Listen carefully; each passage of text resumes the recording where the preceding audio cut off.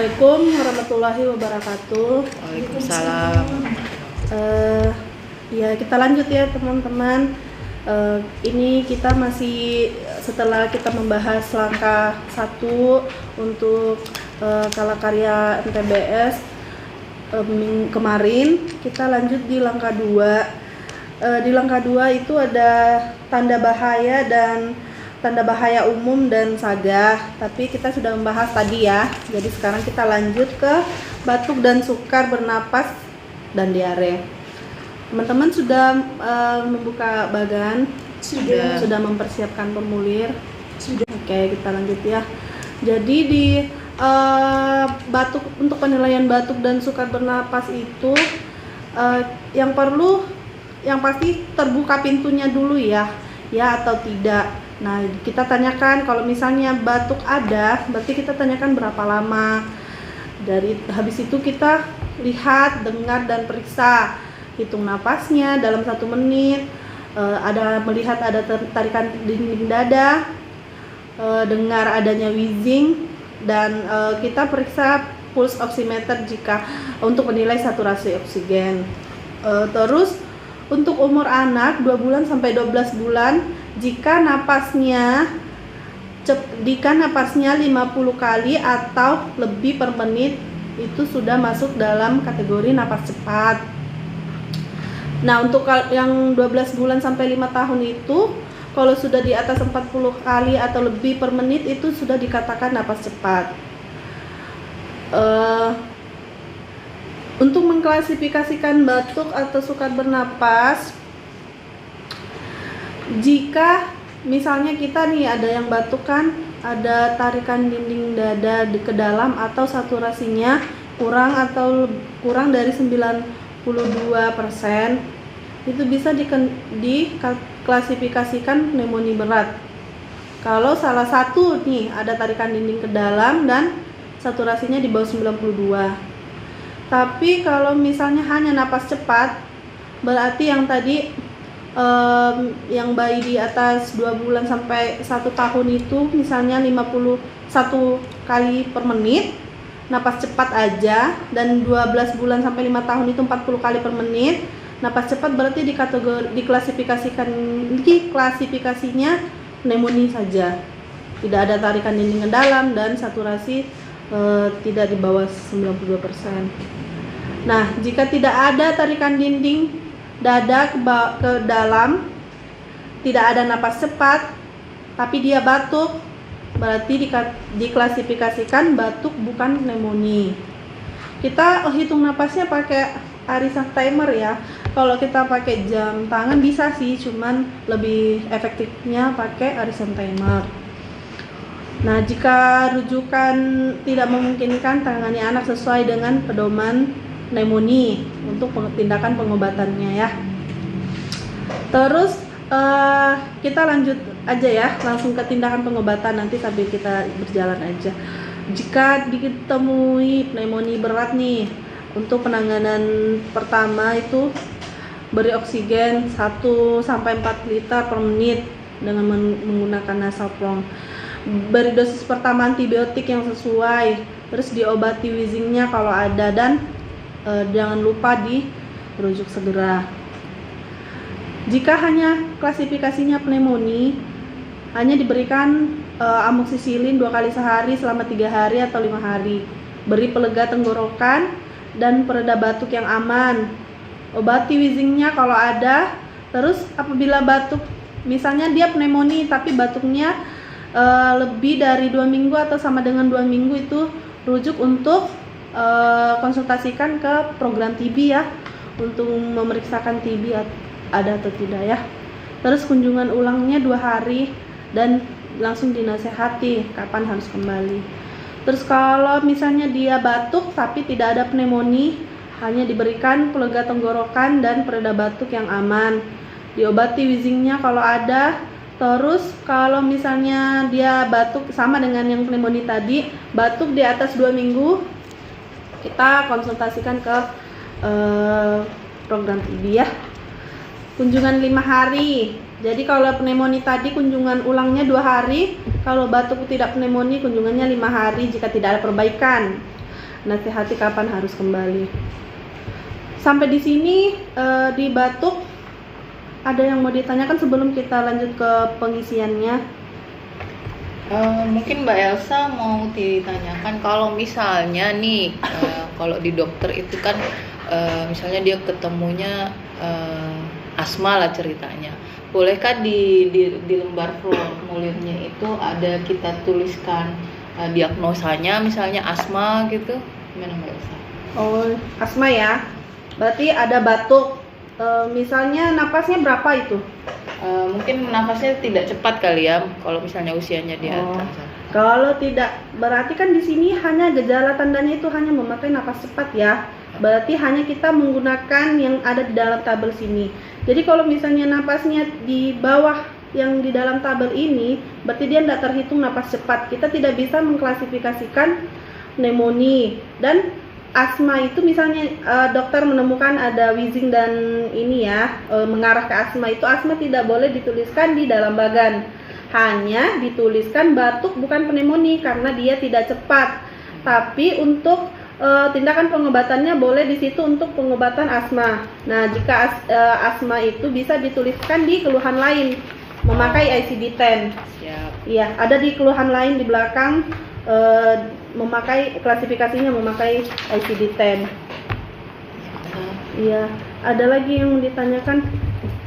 Mbak Elsa, ini kan bayi ya Mbak ya, kalau kasus yang ada yang mungkin yang sudah kita jalankan kemarin itu mungkin dengan status gizinya atau berat badan lahirnya rendah, berat badannya ini untuk usia 3 tahun, berat badannya agak lebih ya Mbak ya, jadi dia masuk ke gemuk, dia dalam kondisi pneumonia, terus ditindakan dirujuk, itu kira-kira harus konsultasi lagi ke gizi atau langsung dirujuk dari dokter, berarti sudah dia pneumonia.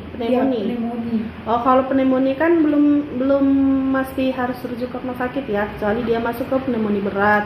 Nah, itu sambil pengobatan untuk pneumoninya dulu di puskesmas. Itu bisa dikonsultasikan, sambil dikonsultasikan juga ke program TB ya. Bisa dicarikan jadwal juga untuk konseling ke gizi, tapi mungkin tunggu sembuh dulu pneumonia, maksudnya selesaikan dulu penyakitnya. Nanti setelah dia sudah mulai sembuh, berikan waktu, tanyakan waktunya kapan bisa bertemu dengan ahli gizi untuk konseling gizinya yang karena ada lebih ya, gizi lebih ya. Iya. Disembuhkan dulu penyakitnya. Oke. Kita ke untuk pengisian bagannya, Anda sudah mengerti kah? Sudah. Mbak Elsa, kalau misalnya anaknya rewel nih, itu tetap kita hitung kah napasnya? Nggak bisa. Jadi tunggu, harus tenang dulu. Jadi bagaimana caranya kita untuk menenangkan balitanya supaya bisa dihitung napasnya? Karena kalau rewel otomatis kan kita tidak bisa, itu tidak efektif ya cara menghitung napasnya. Terus sampai misalnya jadi kita nggak, kalau tidak bisa terhitung pun napasnya kita nggak bisa mengklasifikasikan kalau dia napas cepat atau tidak ya. Jadi kita tidak bisa mengklasifikasikan pneumonia atau tidak. Berarti mungkin lebih langsung pakai pulse oximeter aja kali ya, kalau misalnya nggak bisa dihitung napas. Iya. Oke. Jadi di bagan ini ya, tolong dilihat bagannya. Jadi kalau misalnya dia dengan keluhan batuk atau tidak ya, jadi misalnya dia batuk, dicentang ya, masuk ke ya, berarti sudah ada pintu nih. Kalau sudah masuk ke pintu, berarti yang di dalam itu harus ditanyakan. Jadi berapa hari, berapa lama dihitung nafasnya, terus diukur saturasinya. Nah, setelah misalnya dapat nih 50 kali per menit, berarti kita melingkari yang napas cepat. Jadi terus saturasinya misalnya normal di atas 92 ya, kan di bawah 92 yang tadi, di atas 92%, berarti di klasifikasinya kita menuliskan pneumonia. Nah, di tindakan pengobatannya sambil melihat yang di bagan. Sampai di sini sudah bisa dimengerti? Oke. Kita lanjut ke diare ya. Nah, di diare pun sama, dia memakai pintu ya, jika ya dan tidak. Jadi kalau memakai pintu baru kita masuk, kalau misalnya dia ya, baru kita masuk ke pertanyaan yang ada di dalam. Tapi jika tidak, berarti kita melewatinya. Mengerti nggak Mbak Cicil? Iya. Iya, jadi misalnya anaknya mencet Kak Bu, tidak, berarti kita nggak perlu lagi lanjut ke dalam ini. Kita lanjut ke penyakit demam. Berarti kita tidak perlu diklasifikasi atau Nggak ada. tidak perlu dikasih tanda Iya, strip nggak perlu, atau- nggak perlu Dikosongnya, Mbak, ya? dikosongkan saja, Karena langsung sudah dikasihkan tanda. langsung kita lanjut ke langkah yang selanjutnya. Iya. Jadi kita misalnya ya kan kita sambil aja kita ini kan simulasikan ya. Misalnya dia ya, berarti kita ditanyakan berapa lama diarenya. Terus adakah darah di dalam tinja, di dalam BAB-nya itu yang pertama ditanyakan. Kita melihat keadaan umum anak, ada letargis atau tidak sadar, ada rewel dan gelisah. Terus kita lihat matanya cekung atau tidak. Nah, kita mencoba beri anak minum. Kalau tidak bisa kita melihat dia bisa minum atau malas minum. Terus kita dari pemberian minum kita bisa lihat anak haus, minum dengan lahap. Kemudian lanjut kita coba cubit kulit perutnya, apakah kembali sangat lambat atau kembali dengan segera ya. Nah, untuk pengklasifikasian diare ada 3 untuk dehidrasi. Untuk menilai dehidrasi atau tidak, misalnya di gejalanya ada 2 atau lebih tanda-tanda yang ada tadi ya, yang lihat dan raba ini, di letargi atau tidak sadar, mata cekung, terdapat 2 atau lebih ya. Jadi kalau 1 tidak, terdapat 2 atau lebih tanda-tanda berikut: letargi, mata cekung, tidak bisa minum, cubitan kulit perut sangat lambat. Nah, itu klasifikasinya diare dehidrasi berat. Jika 2 ya. Jadi kalau misalnya hanya satu mata cekung, belum bisa kita klasifikasikan diare dehidrasi berat. Nah, untuk selanjutnya terdapat 2 atau lebih tanda-tanda berikut: rewel kah, gelisah kah, terus ada mata cekung, haus minum dengan lahap, cubitan kulit perut kembali lambat. Bedanya tadi yang cubitan kulit perut itu kalau di atas sangat lambat, kalau yang di kuning ini lambat. Jadi kita klasifikasikan diare dehidrasi ringan atau sedang. Nah, jika tidak ada tanda-tanda yang diklasifikasikan sebagai diare berat atau sedang, kita hanya dengan diare saja tanpa ada tanda-tanda gejala klinis yang lain, jadi diare tanpa dehidrasi.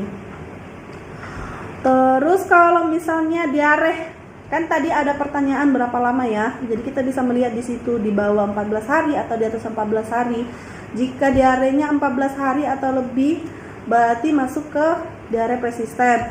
Nah, kalau dengan dehidrasi berarti diare persisten berat. Nah, menandakan dia dehidrasi atau tidak, kita kembali lagi ke atas. Gejala tanda yang di atas ada letargi, ada tidak sadar, mata cekung, tidak bisa minum. Jadi diklasifikasikan diare persisten berat. Nah, kalau misalnya diarenya sudah 14 hari atau lebih tapi tidak ada tanda dehidrasi seperti yang di atas, itu hanya diare persisten. Nah, jika ada juga tadi di pertanyaan yang sebelumnya ya, ada darah dalam tinja, itu untuk kita mengetahui dia ada disentri atau tidak.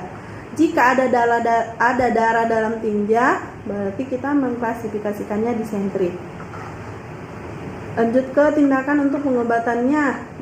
Diare dehidrasi berat berarti rujuk segera ya. Tapi untuk sambil kita menunggu rujukan, kita berikan rencana terapi C. Itu nanti buka di bagiannya ada di belakang ya, ada tindakan pengobatan. Di situ ada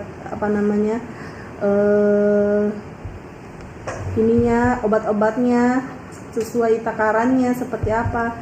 Nah, terus jika masih bisa minum, tetap diberikan ASI dan Oralit selama menunggu rujukan dan sambil perjalanan. Terus yang tindakan pengobatan yang diare dehidrasi ringan, diberikan cairan, tablet zinc, dan makanan sesuai rencana terapi B.